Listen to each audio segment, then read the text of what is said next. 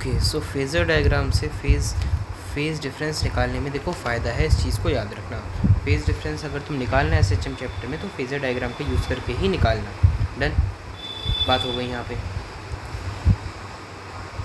और इनके बीच में जो छोटा वाला एंगल बन रहा हो फेज़ डिफरेंस, उसे लेना पड़ता है। डन। और अगर y1 जैसे आगे है 90 डिग्री तो हम बोलेंगे y2 से कि y1 is leading by 90 degree from y2। अब चलो एक क्वेश्चन मैं देता हूँ, जैसे कि x1 है 4 sin ओमेगा टी और x2 है 3 cos ओमेगा टी। अब मुझे क्वेश्चन में कहा है कि इक्वेशन पता करो सुपर इम्पोज्ड एसएचएम की। सुपर इम्पोज्ड का मतलब एडिशन कर रहे हैं हम। अब इन दोनों का एडिशन हम कैसे करेंगे? लिखो 4 sin omega T plus 3 cos omega T. अब क्या करें सर? अब देखो बड़ा ही सिंपल है, ग्राफ बनाओ। कैसे बनाए? फेज़र डायग्राम बनाओ। ये हमने साइन ओमेगा टी ले लिया और ये हमने कॉस ओमेगा टी ले लिया। अब क्या करना पड़ेगा, जो हमारा x1 था which is 4 sin omega T, वो तुम यहाँ पे ले लो। ठीक है सर, हमने ले लिया यहाँ पे। और जो तुम्हारा x2 था 3 cos ओमेगा टी, वो भी ले लिया हमने। अब इस x3 को इधर शिफ्ट करो और यहाँ पे परपेंडिकुलर तुम जानते हो क्या बनेगी? नहीं जानते तो ये देख लो, हाइपोटेनस का फॉर्मूला लगाओगे तुम पाइथागोरस थ्योरम से, तो 3 का स्क्वायर प्लस 4 का स्क्वायर 9 प्लस 16 बनेगा √25 और √25 होगा 5। तो हाइपोटेनस आ गई 5, हाइपोटेनस 5 आ गई। अब ये भी निकाल के दिखाओ जो फाई है। फाई कैसे निकालें? लिख दो tan फाई बराबर P/B। तो 3/4 की वैल्यू होती है 37 डिग्री पे। अब हमें ये भी पता चल गया, अब बस आंसर आ चुका है। x बराबर x1 प्लस x2 बराबर 5 sine omega T plus 37 degree. Sir मुझे एक बात समझ नहीं आई, आपने साइन क्यों लिखा, आपने कॉस क्यों नहीं लिखा? भाई देखो, जहाँ से एंगल लोगे वहीं तो लिखेंगे। ये फाई जो है ये साइन से तो है।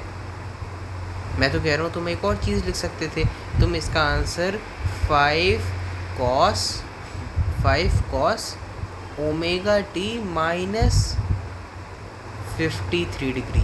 ये भी करेक्ट है, ये भी करेक्ट है, बिल्कुल करेक्ट है। डन, ये समझ में आ गया। अब बात करते हैं कुछ ऐसी चीज़ की। मान लो इंक्लाइन प्लेन है, ये मेरा ब्लॉक रखा है एम मास का, नीचे लगेगी mg फोर्स, ग्रेविटेशनल फोर्स, ये थीटा एंगल है। अब सवाल बस इतना सा है, मान लो ये एक परपेंडिकुलर लाइन मैंने ऐसे ही ड्रॉ कर ली, मेरा मन कर रहा था।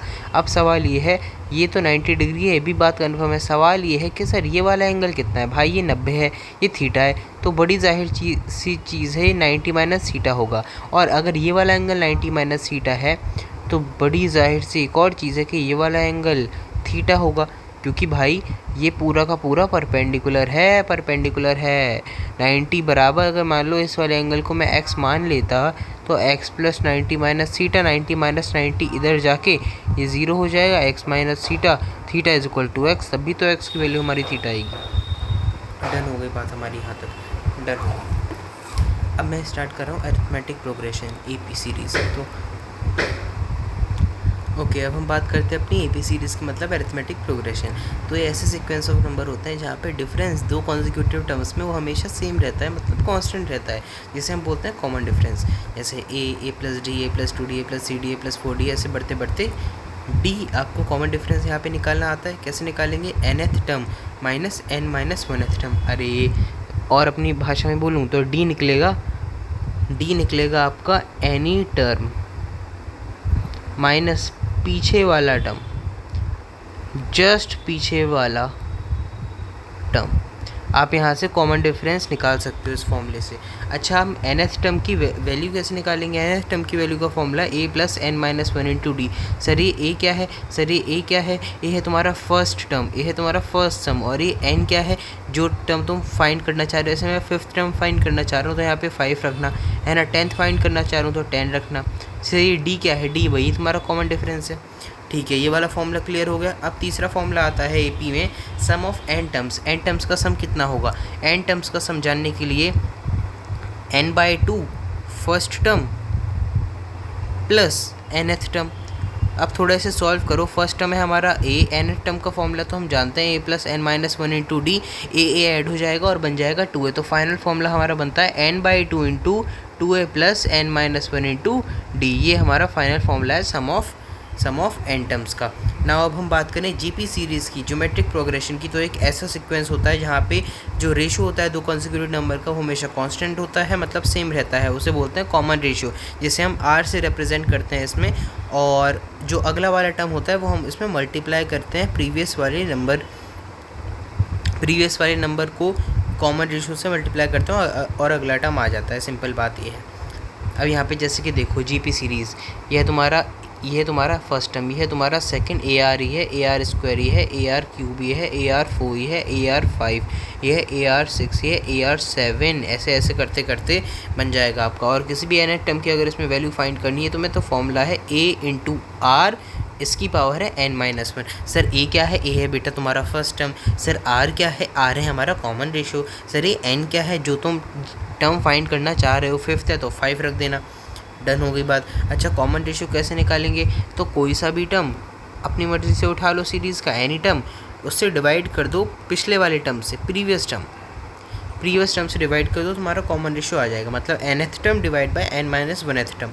और इसका एक फॉर्मूला होता है सम ऑफ एन टर्म्स का, इसका लास्ट फॉर्मूला है a/1 - r। लेकिन इस फॉर्मूले को जब यूज़ करना है जब ये जो तुम्हारा कॉमन रेशियो है ये 1 से छोटा है, जो कि ज़्यादातर हमें पूरी की पूरी फिजिक्स में ये देखने को मिलने वाला है। अब ग्राफ की बात करते हैं। तो ग्राफ एक ऐसा भाई डायग्राम होता है जहाँ पे एक लाइन या कर्व शो करता है रिलेशन दो फिजिकल क्वांटिटी के बीच में। और अगर जैसे मान लो 5 फिजिकल क्वांटिटी है तो दो उनमें से 2 फिजिकल क्वांटिटी का तुम ग्राफ बना रहे हो तो बाकी की 3 को कांस्टेंट रखना, कांस्टेंट मानेंगे हम, बात खत्म। जिन 2 का ग्राफ बना रहे हो उसके अलावा सबको कांस्टेंट रखोगे, बिल्कुल।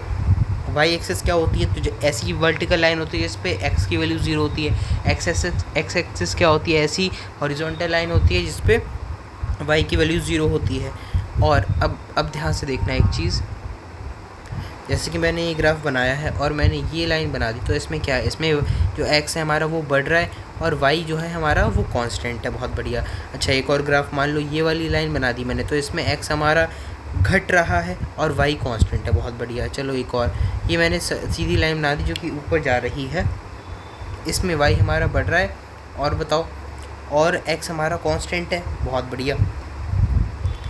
अब ये वाली ग्राफ बताओ, इसमें y तो कांस्टेंट दिख रहा है लेकिन यार x बढ़ रहा है। चलो ये तो करा दी, वापस क्यों करा रहा हूँ। और कौन सा? ये वाला, कि जैसे देखो y हमारा कम हो रहा है और x हमारा कांस्टेंट है। डन।